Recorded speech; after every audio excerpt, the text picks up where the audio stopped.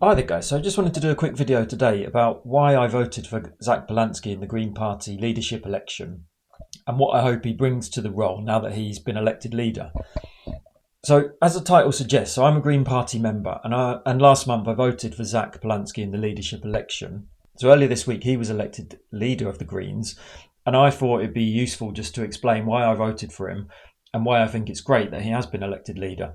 So I think when it comes to politics in this country, it's always helpful to think about which way the wind is blowing and why. Obviously in 2025, we've got a Labour government, but the national conversation is being driven entirely by the right.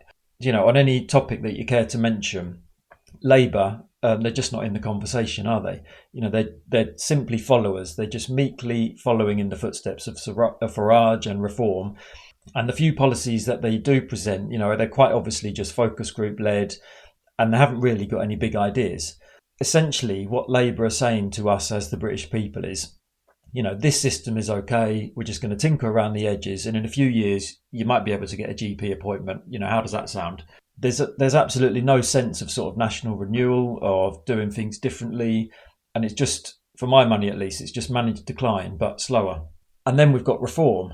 Despite the polls, Nigel Farage is not popular, and neither are Reform. They've got the entire media system behind them. They've got their own propaganda TV channel.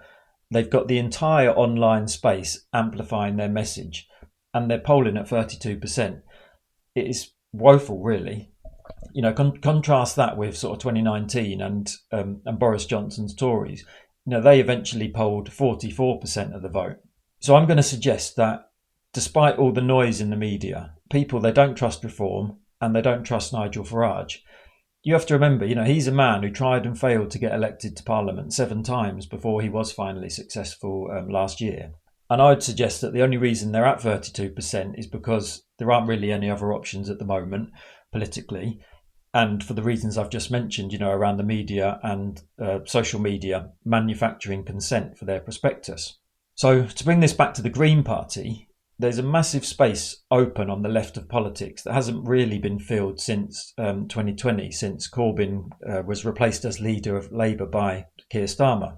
But I think it's also worth looking beyond left and right for a moment, because for my money at least, there's a huge space open in politics in general for someone charismatic and for someone on the side of ordinary people just to make a huge splash.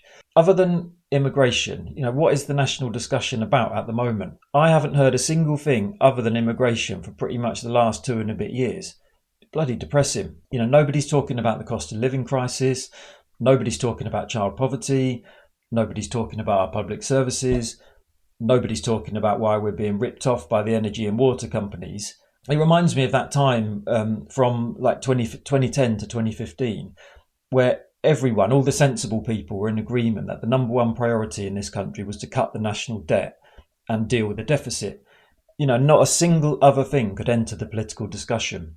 Like, not a single ordinary person cares about the deficit or the national debt. But you had people like Ed Miliband and Andy Burnham, the so-called soft left within the Labour Party, not even been able to speak about anything else. And that sort of myopic approach to the political landscape, it was a mistake then, as we know now, and it's a mistake now. And that presents a massive opportunity for someone like Zack Polanski. I saw him on the media yesterday doing his interviews, after he'd won the leadership election. And I heard more sense in a 10-minute interview from him than I've heard in the last 2 years from any other politician. So my assessment of this country is that the people in it are just normal people.